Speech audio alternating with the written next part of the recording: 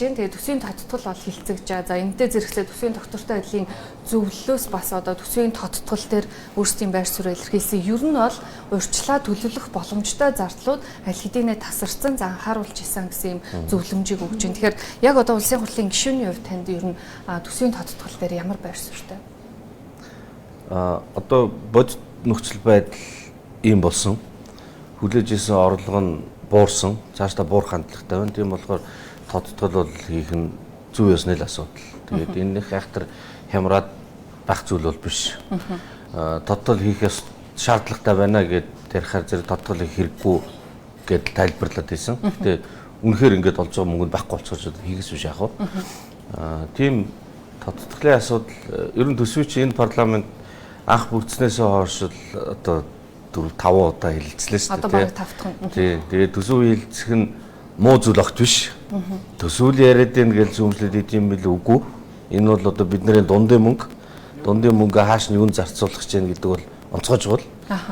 Тэгээд тодтол одоо хитрхи их хилээд байна. Энэ дэлхийн ертөнцийн чинь эвгүй байна. Тэгээд эвгүй болохоор зэрэг хандлагын хоёр юу байгаа юм л да. Эвгүй байгаа учраас эдийн засаг эвгүй юм эрсдэлтэй байгаа учраас бид нэр эсэргээрээ сүрж том юм авч одоо бушуухан хөрөнгө оруулалтыг татаж оруулж ирж байгаад сүрж зогсох гэсэн нэг хандлага. Энэ нь бол нөгөө олон мега төслүүд. Тэгээд ямар ч байсан байгаа боломжоор бушуухан татаад авчий. Тэгээд төлбөрийн нөө бартерд нөө хамаагүй ингээд эдийн засгууд явна гэсэн.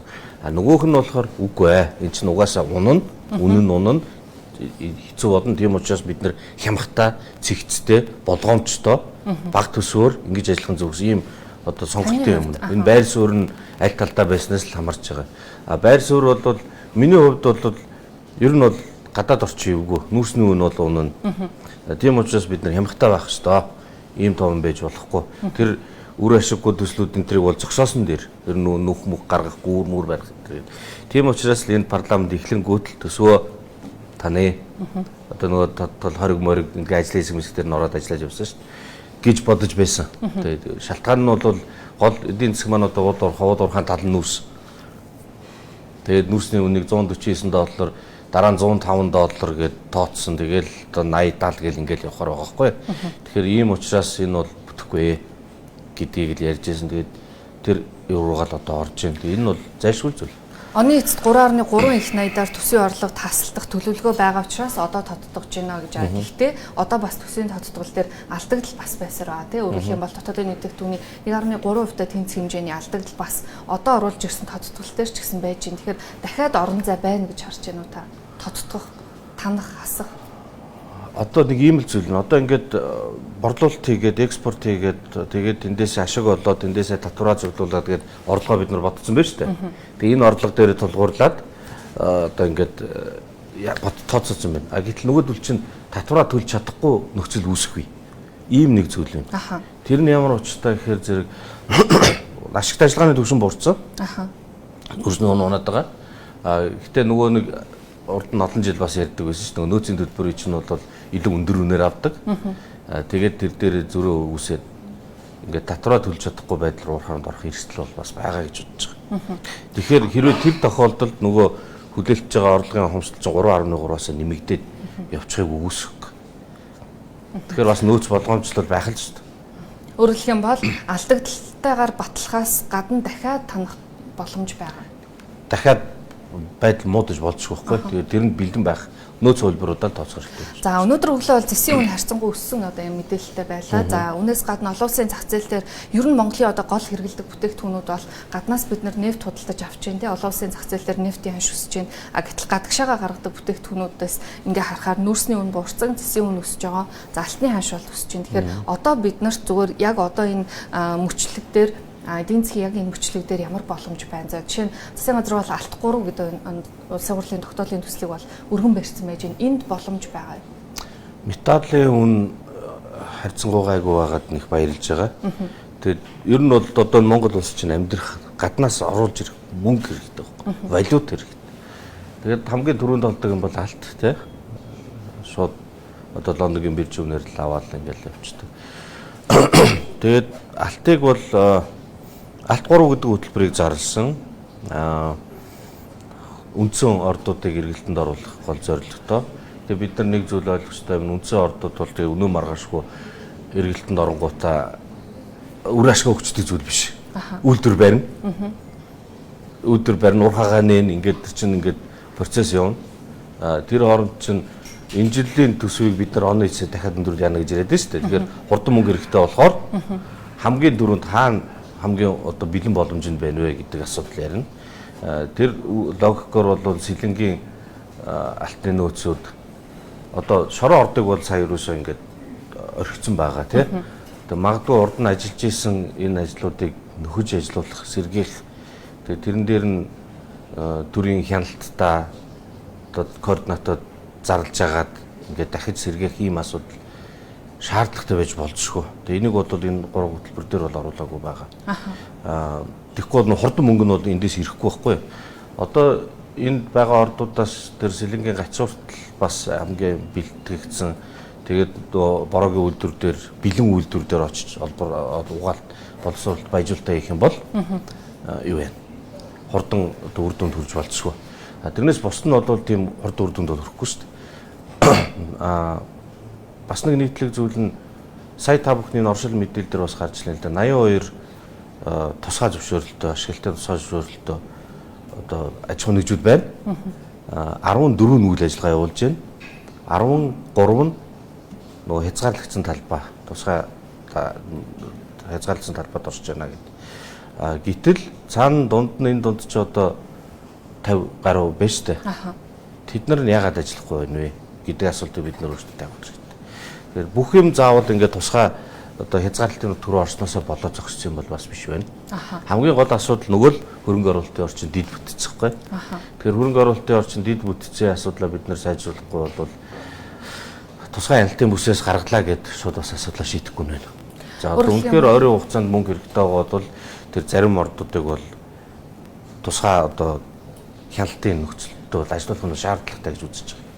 Хөрөнгө оруулалтын орчин дид бүтцэхээр хөрөнгө оруулалтын орчин дотор яхаа аргагүй татварын орчин яригдана. Тэгээ улсын хурлын тогтоолын төсөл дээр татвартай холбоотой заалтуудыг бас оруулж ирнэ гэж дамжны юм сайд бол мэдээлжсэн. Гэхдээ одоо байгаа боломжн дээр та юу гэж харж байна? За жишээ нь тодорхой хэмжээний одоо хэмжээнээс дээш бол 25% татварч гэдэг юм уу те. Одоо бол тогтооцсон байж байгаа. Тэгэхээр өмнө нь бас 68% татвар одоо хэрэгжүүлж исэн тухайн үед бол алтны одоо гаргалт бол нөгөө хууль бус арга гэдэг рүү нэлээд түлхүү орж исэн. Одоо энэ одоо татварын тогтолцоог өөрчлөх боломж нь байгаа юм. Алтан дээр бол миний хувийн бодлоор нэг их татварын хөнгөлөлт тийм чухал үр дүн төрөхгүй хөө. Гол нь тэр бэлтгэгдсэн бэлэн газрыг бол тусгай хяналтын талбайгаас нь гаргаж хяналтаа тавьж ажилуулах. Тэгээд тогтвортой байх.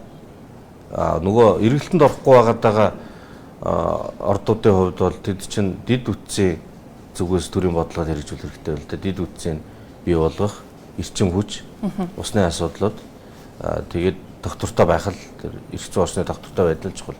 Тэрнээс биш заавал татварыг бууруулад байх онцгой шаардлага алтан дээр бол байхгүй гэж бодож байна. Одоо өөр улсын хурлын одоо зүгээс ер нь төсвийн тодтгол дээр заавал авч хэрэгжүүлэх шаардлагатай. За улсын хурл одоо энэгээр бас одоо үүрэг өгөх шаардлагатай гэж харж байгаа. Ямар заалт зүйл? Яг одоо гэд нөгөө бүх юмнуудаас хэмнэлт хийгээд хасалт хийгээд эрэхтэр зэрэг нэг ажиглаж байгаа зүйл нь хүмүүсийн цалин одоо өчтөр чинь эрүүл мэндийн салбарынхаа яриад л ийсэн эмчээс бусдыг нь хасчлаа гээл те. Тэр иймэрхүү зүйлс дээрээс нь нөгөө одоо нөгөө инновац IT мэдээллийн технологи хэрэгжүүлж байгаа үйлдвэрлэлийг дэмжинэ гэдэг Монгол улс чинь нөгөө бит бус экспортоо нэмэгдүүлээ зөвхөн төвлөрөх биш гэдэг яриад байгаа шүү дээ. Тэднэр дээр зориулсан жоохон дүнтэй юмнуудыг ингээд мас харна хасцсан байгаад байгаа л да. Тэр нь болохоор зэрэг нөгөө төсөвдөө нэг нөлөө ерөөсөө байхгүй. Бараг нэг хэдэн 100 сая төгрөг мөрөний юмнууд байгаа байхгүй зарим. Тэгсэн хэрнээ юу сайтай, нөлөө сайтай. Иймэрхүү юм дээр жоохон болгоомжтой хандахгүй бол бууруулах шаардлага байна. Тэрийг нь бол ойлгож байна. Тэгээ бууруулахыг хүнд очих мөнгнөөс биш. Энэ янз бүрийн бүтээн байгуулалт одоо хэрэгтэй хэрэггүй зүйлс. За хэрэгтэй байсан ч гэсэндээ энэ барилга талбай тэр юмнасаа багасгах. Тийм шаардлага бол байгаа юм байна лээ. Гэхдээ яг ерөнхийдөө бол энэ ч одоо тодтгол хийх шаардлагатай гээд зөндөө тооцоо үндэслүүлээд ингээд орж ирж байгаа. Ер нь бол дэмжээл явж байгаа. Бас нэг ийм асуудал байна. За одоо улсын хурал дээр бол түрүүн одоо хэлж байгаа за нийгмийн хамгааллын салбараас 541, за эрүүл мэндийн салбараас бас 2000 гаруй тий одоо ажиллах хүч, за дээрээс нь соёл спорт аялал жуулчлалын салбараас 699 орон тоо бууруулна гэж байна. Тэгээ энэ орон тоо бууруулах цомогтгол одоо тий ер нь одоо төрийн албаагчдын цомогтголын хувьд та яг ямар байр суурин дээр байгаа. За нэг хэсэг бол одоо төрийн албаагчдын цалинг нэмэхэд бүтээмжгүйгээр нэмсэн гэдэг ийм шүүмжлүүд байсан. Гэтэл одоо буцаага төрийн албаагчдыг одоо бууруулж байна. Тэгэхээр энэ өөрөө яаж одоо уялдаж байгаа хоорондоо? Гинтийн шийдвэр дандаа шок дагуулдаг л да. Одоо ер нь бол агуулгаараа хүнээ цөөлөх нь бол зөв л гэж боддог. Харин хаанаас цөөлөх вэ гэдэг чинь чухал асуудал тий. Энэ эрүүл мэндийн салбар, боловсролын салбар бол нэм төрийн одоо нөгөө нэг дарга нарын юу биш шүү дээ. Зөв хүмүүст үйлчилж байгаа учраас тэр дэндээс цөөлөх нь бол очир дутагдaltaал гэж бодож байна. Аудитын үндэсний аудитын дүгнэлт өчигдөр ярьж ин лээ сонссон. Тэр дээр бол энэ одоо тэр дунд шатны удирдлагуудад нь өөрсдөд нь үүрэг өгөөд тэгээд тэд нар чинь өөрөө ингээд хариуцж байгаа байгууллага дотор дийл сул хэм байгаа байлээ, хаана ачаал байгаа байлээ гэдгийг харж байгаа учраас өөрсдөөс нь саналыг гаргаж ирж нэгтгэж жагаад тэгээд хүмүүсээ зөвлөх асуудлаа ярих нь оновчтой байжээ гэдэг дүгнэлт гаргаж ирлээ. Тэгээд энэ бол бас л зөв дүгнэлт. Тэгээд одоо ингээд төсөвтэй холбоотой 9% цомгтол хийнэ гэдэг юм нь бол тэгээд явдгаараа явах зөв л гэж бодож байна. Ер нь цаашдаа бол тэр дунд шатны удирдлагуудаас мэдээллийн цуглуулж тэдгээр анализ хийж үр ашиг нэмэгдүүлэх тал дээр л анхаарах нь зөв.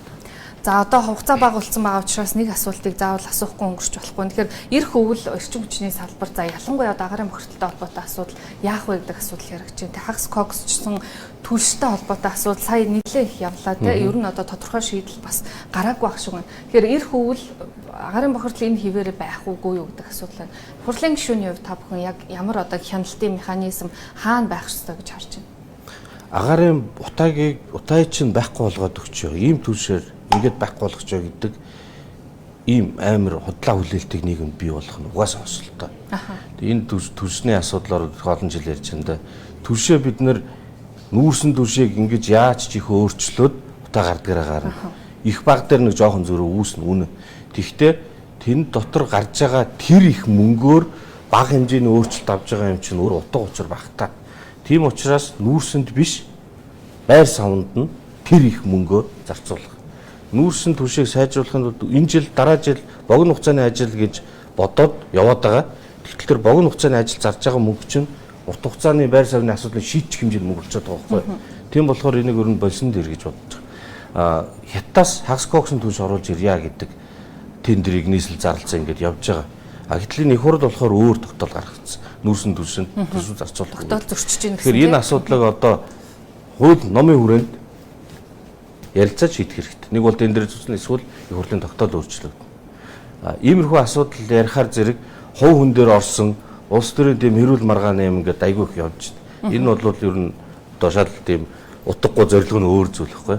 Тэгэхээр өвлөөс өмнө бид нар шийдвэр бол гаргах хэрэгтэй. Яг үндсэндээ бол би өөрөө нүүрсний технологийн чиглэлээр бас олон жил ажилласан үнэ хувьд хэлгээд сайн чанарын чулуун нүүрсийг шигшээд жигтэн бөмбөрцөхдөө уутлаад зархад шахмал түлштэй ойролцоо үр дүн гарна. Зөвхөн нундгийг л барьцалтуулж шахдаг байхгүй. Тэгээд энэ Монголд бол нийлүүлэх боломжтой яг хагас кокс шиг турдаг багтаа биш. Тэгтээ харьцангуй боломжийн их усрууд бол зөндөл баг. За, өнөөдөр бидний урилгыг хүлээн авч хүрэлцээрсэн танд маш их баярлалаа.